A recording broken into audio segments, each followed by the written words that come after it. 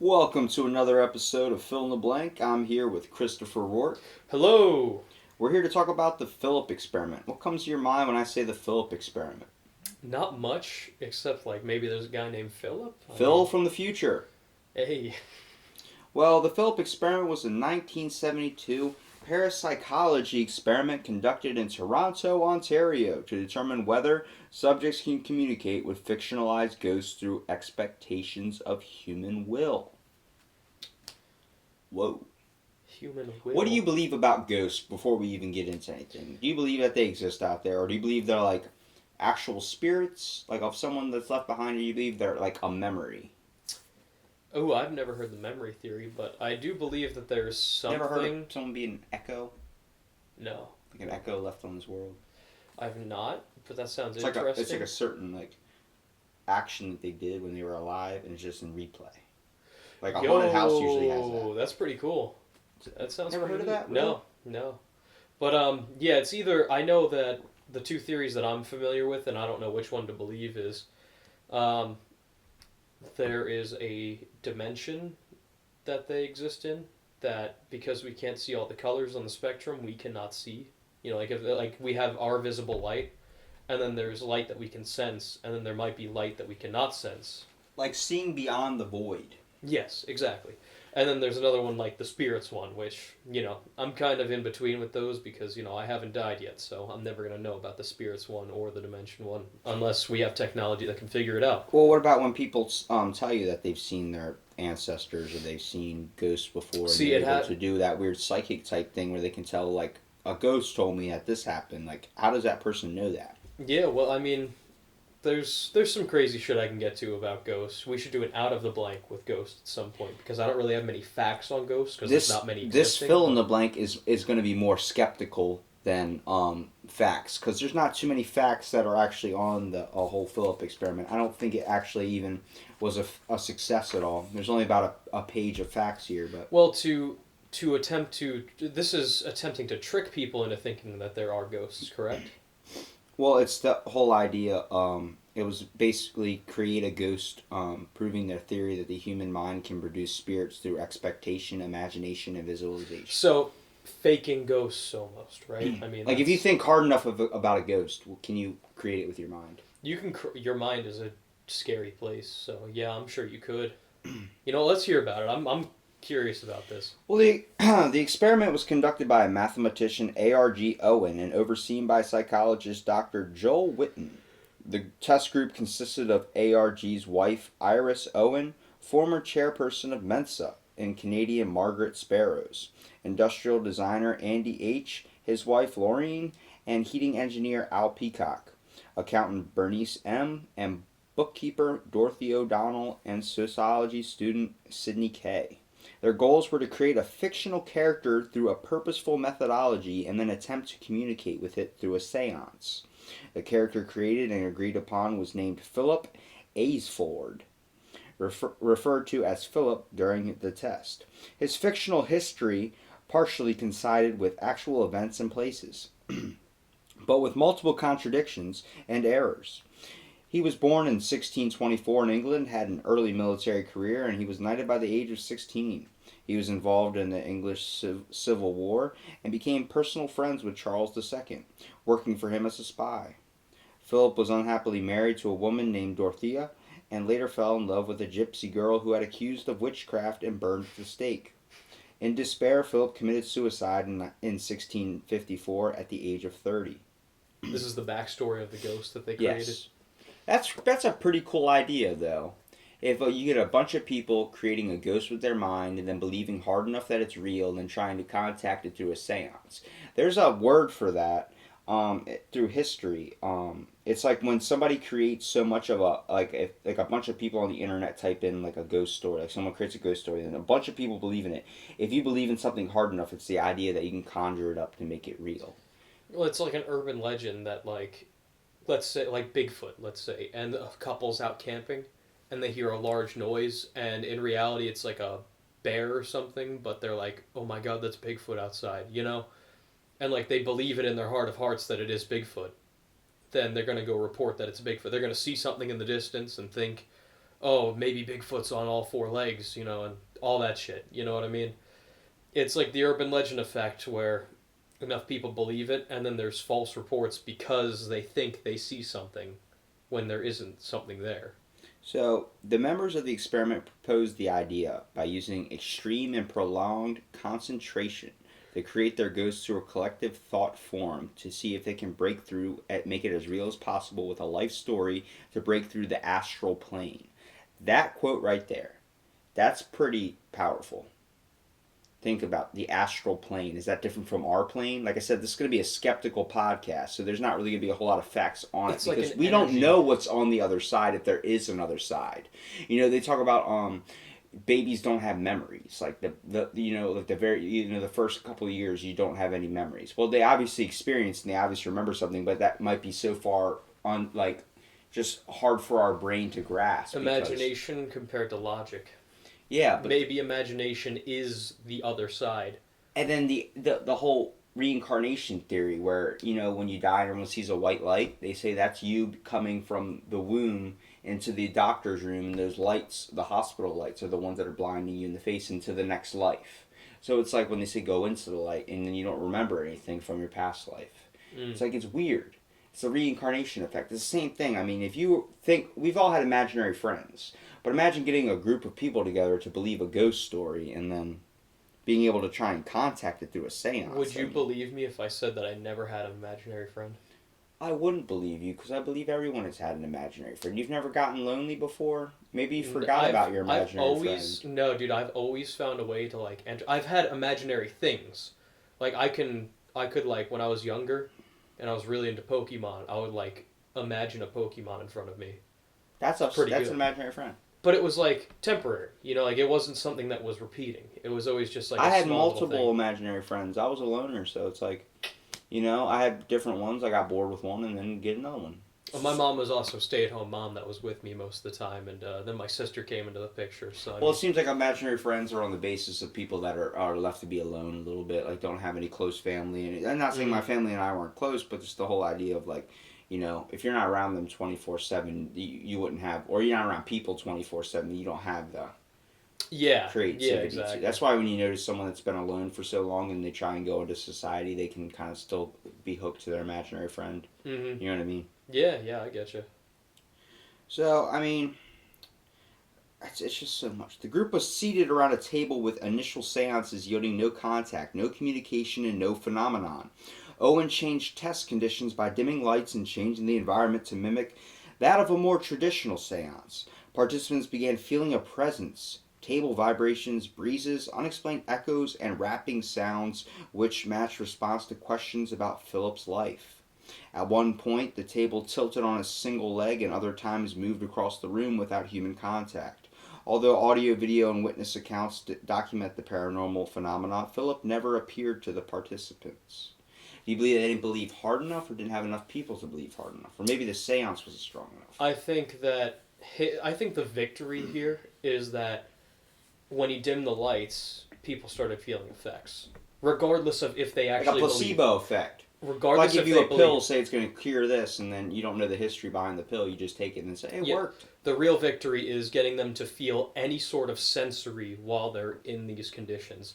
Him knowing for a fact that this is a made-up ghost, and then them feeling that is a victory. They all knew it was a fact. They all knew that They it all wasn't knew real. it. They all created this ghost with their mind and then tried to conjure it up in a seance. Every one of them. Yes. The test subjects too. The test subjects were the ones that were involved in the experiment. They were all the scientists that were doing the experiment. Oh, They weren't testing random people. They were testing Oh. themselves. To see if even like people who knew. If me and you I see. think Yeah, of that's an pretty imaginary good. friend, then we try and believe hard enough and then try and contact it to the spirit world. If we believe hard enough, can we basically create it? It's pretty crazy. So the experiment has been criticized for lacking solid controls and providing ambiguous results due to the unreliability of seances. Repeated tests which created fictional characters named Lilith and Humphrey yielded similar results which under similar circumstances were deemed inconclusive. Overseeing psychologist Joel Witten concluded that the effects were produced by participants as a subconscious defense mechanism causing their behavior to regress to a childlike mentality. Yeah, see, and you see that with the more imaginary side of it. When he's talking about people feeling wind and all that, like the childlike aspect of it. Um, I was in North Carolina, right, Okay. at a one of those like abandoned mental hospital things, and it was like one of those haunted buildings that they had an entire staff crew in and all that. They took us into a dark room, which was like where the craziest of the crazies were set, and most people ended up dying in there. Um, and inside of that room, they shut off the lights and started talking, saying like, give it a few minutes, you might feel a presence. And like all around me, I just felt I was like seeing figures in the dark and stuff. It's what the mind does, and it's like a more vulnerable state, I guess you should put, not childlike but more vulnerable. So then your body reverts to the more imaginative side to say like what is around me right now. You know, like it'll start coming up with things. That's the childlike aspect. When you it's like you become vulnerable, and then your brain uses the childhood imaginative aspect of it to try to create a logical outcome to it. Does that make sense? So where this comes along with some people that are skeptical in the idea, and first of all, it's a psychological dynamic actually. Among most, I found this article called "Unusual Powers of Mind Over Matter." Mm-hmm. It's by a psychologist. Among most marvelous, most frightening, and certainly most unbelievable possibilities suggested by psychic folklore is that human beings may be able to exert an observable influence upon the physical world, simply through the power of consciousness intention or unconsciousness intention, or by some accounts through the assistance of spiritual intelligences, or as a result of a mysterious principle known as synchronicity. Some scholars, such as Stephen Broad, professor of philosophy at the University of Maryland, take such reports very seriously, claiming that no honest person can examine the case study reports and easily dismiss them. He said, I have spent more than 5 years carefully studying the non experimental evidence of pharmacology. In fact, just at that portion of it, it's parapsychology, my bad.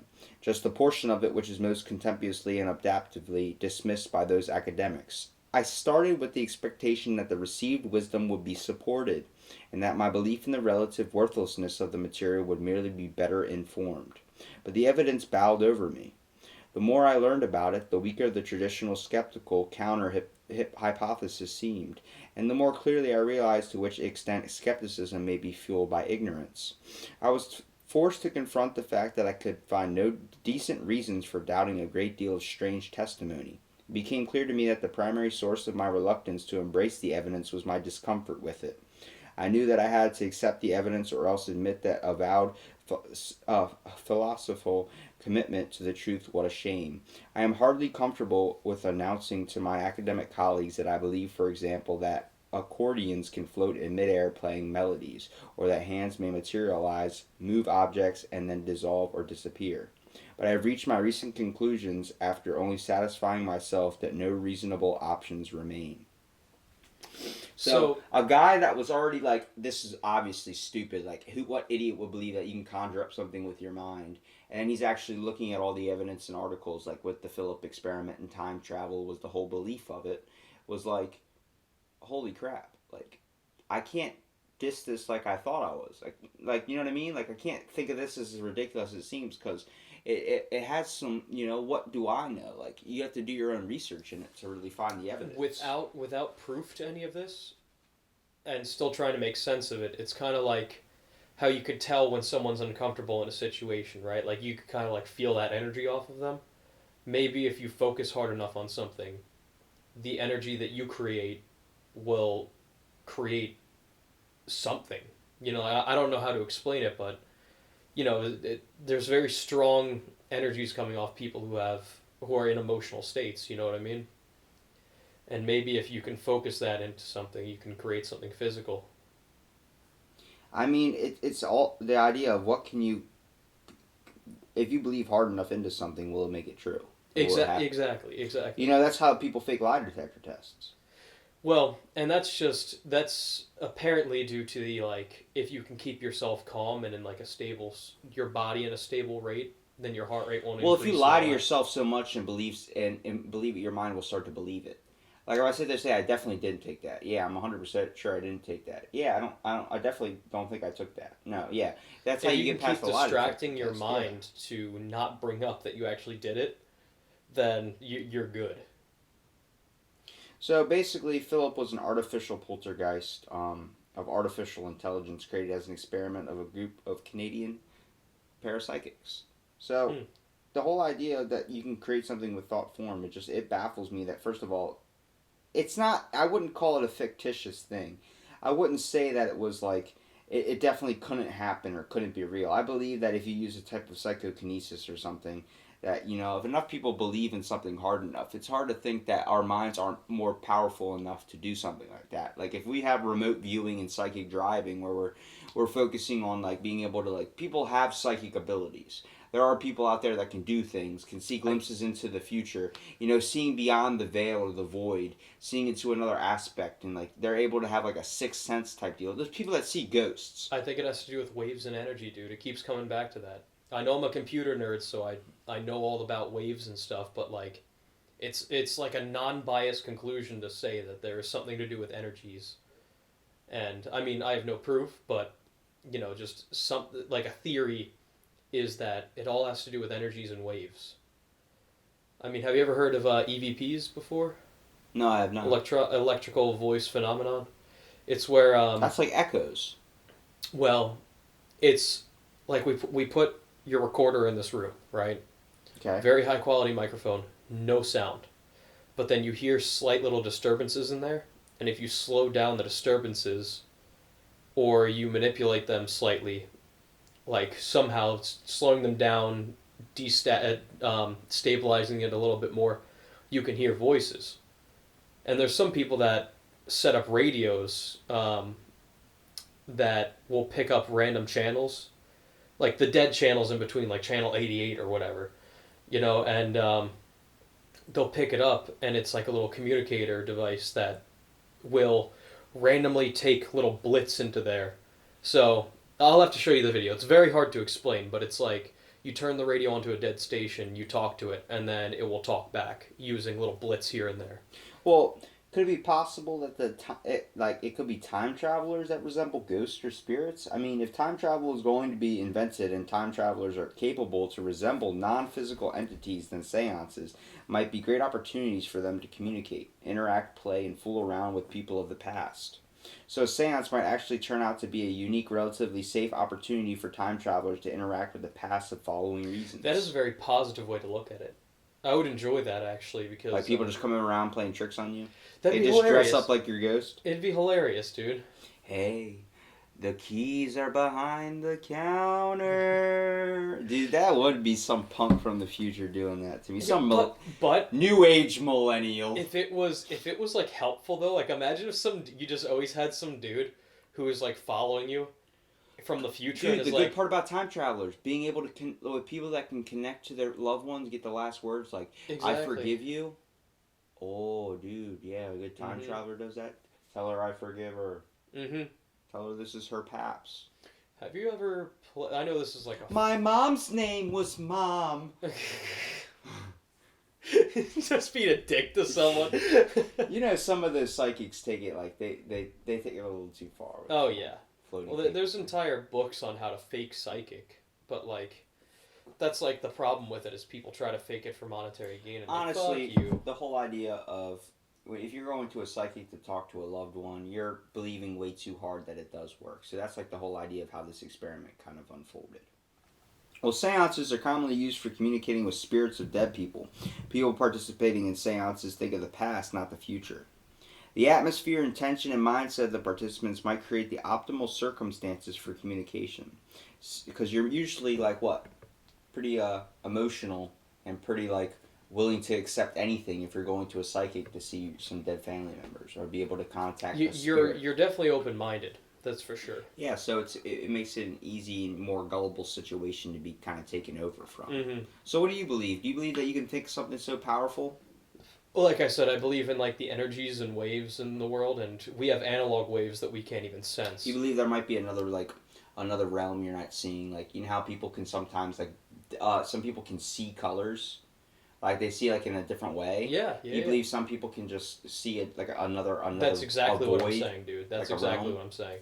Um, there should be openings somewhere, because there is space, time, and time all around us, and we cannot see the vast majority of it. So, what does that tell you about dimensions? I mean, if we could see every conceivable thing, we'd be able to see dimensional openings, because scientists theorize that.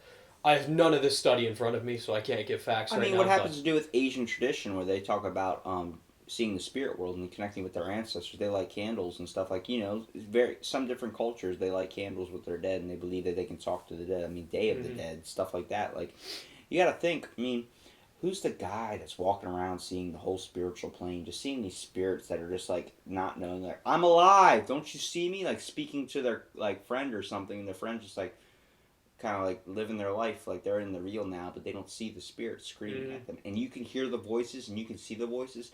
How long until it Well, drives you another mad? theory about death that I have, and this actually ties together with the time travel thing pretty well, um, is that when you die, you become time. What? Yeah, like, so fourth dimension would be time, right? So, So you can travel wherever you want. what if beforehand the going into the light is becoming a three-dimensional object, and then or going into the light is whatever, but then, when you come out of the womb, you are officially perceiving the third dimension. What if when you die, the light is the fourth dimension? And you are perceiving time and space itself. But the whole idea of it being time travelers, you think if they have time travel in the future, there'd be ethics and laws that I'm you not can even do. saying human beings, I'm saying like pure energy beings Yeah, pure that spirits in have essence. become time. But I'm just trying to go back to the whole time travel notion. You're talking about like I could see spirits in essence being a thing. I could definitely see like I believe someone has an energy that's kind of always around maybe, Mm. but like it's hard to think because we really don't know what happens and we can never really get the true evidence and we will never truly understand it until we've experienced it ourselves. Yeah, yeah. So But that's it. Like, we won't know, but a very good theory, right? I mean, do you have any loved ones that you were close with that passed away? yeah, I mean I've had family, so Yeah, but I'm just saying that you were close to, like very close to. yeah, You had a personal connection with, all that jazz. yeah. All right, so have you noticed since they passed that anything, like, after they passed, things just started going right for a little bit? No, No? no. Hmm. They probably don't like me then. It's a one-sided relationship. Yeah, right? No, I just, like, whenever a tragedy happens, I will sense, kind of, in a dream beforehand, that something bad is going to happen to them, and then it happens. My Uncle Josh, he commits suicide the night before he does that. I have a dream about him. Haven't seen the dude in my life. He saw me as a baby and he drove off, That's and I where saw we're him in my talking dream. about people getting glimpses. I have like a little bit of a psychic ability. There's people that feel emotions off other people. Those are called Empaths. empaths. Yeah, that's what I'm supposed to be apparently. Because my mom believes in this stuff too in a way. Mm-hmm. And I mean, it's definitely cool to like think about if you have like an extra ability or something. But being able to sense someone's emotions, being able to read, like saying apparently that helps me with podcasting. But it's like it's more about catching a vibe or catching a feeling of somebody. Being able to see, like, kids, like young age kids get deja vu a lot, like at a very like strong, powerful rate until they get a little bit older. They start to kind of tune out of it. It's because they can see past the veil, is what they're being known as. Alex Jones talks about that, seeing past the veil. But like I said, I mean, from being a factual podcast, this isn't really factual. It's just skeptical because we truly don't know what's on the all other of this, side. all of what we've talked about for the past 10 minutes now, that stuff, they did the study, right? Like, that happened. But this theorizing of energies, none of that's factual. I'm just stating this is, like, what I believe personally to be, like, the best outlook to it, because I just have personal connections with people, and since they've passed, I've just felt their presence whenever Or seen him in a dream. seen him in dreams, a lot of dreams with my grandfather after he passed, and telling me things that were going to happen the next day, and then like they would actually happen. But if I didn't, let's say, just for the sake of being devil's advocate, if I didn't have a dream where if he wasn't actually there and I conjured him in my head, would those things still have happened if he didn't tell me that they were going to happen in my dream? Or maybe since you saw it in your dream, you thought so hard that it would happen. It would happen, and then it did happen. That's the idea behind this experiment. Exactly. So we don't know any of this. It's all theories, and it pisses me off that we don't know, because how fucking cool would that be if we did know? Right? That'd be fucking sweet. Well, anybody else that wants to listen to the Phillip experiment, or just even take a little boggle into us going down a deep rabbit hole with ghosts and all that. And a lot of questions. A lot more questions than answers. But that's what life's about. Asking questions and us never knowing the answer, because nobody has all the answers. I would not be as excited about this if we already knew the answers. We would have been one done about this. Like, oh, yeah, that's that energy thing. And, like, we talk about it for maybe 2 minutes, and then it's, like, your next subject, you know? Yeah. So, it's exciting to talk about the unknown. It's definitely good to explore out there. That's what we, as humans, are fascinated to do. We're always fascinated to discover and learn more about ourselves. Move forward, discover more. That's Keep moving forward. All right, guys, and in the comments section, please discuss this, because I kind of want to hear your sides of all this. We want to go off like Reddit. We just want to start reading everything. We want to start reading off all your little comments. We should create a Reddit for... Out of the blank. If you want to, go ahead. Let's do it. Because I don't know. I rarely go on Reddit. Well, we got to do it. I'm more into getting ready to go put on my black robe, get a couple of chickens, and start chopping off some heads and creating a seance. Well, that's how you really get the message around. Thanks for listening to this Fill in the Blank, and stay tuned for our next episode. See ya.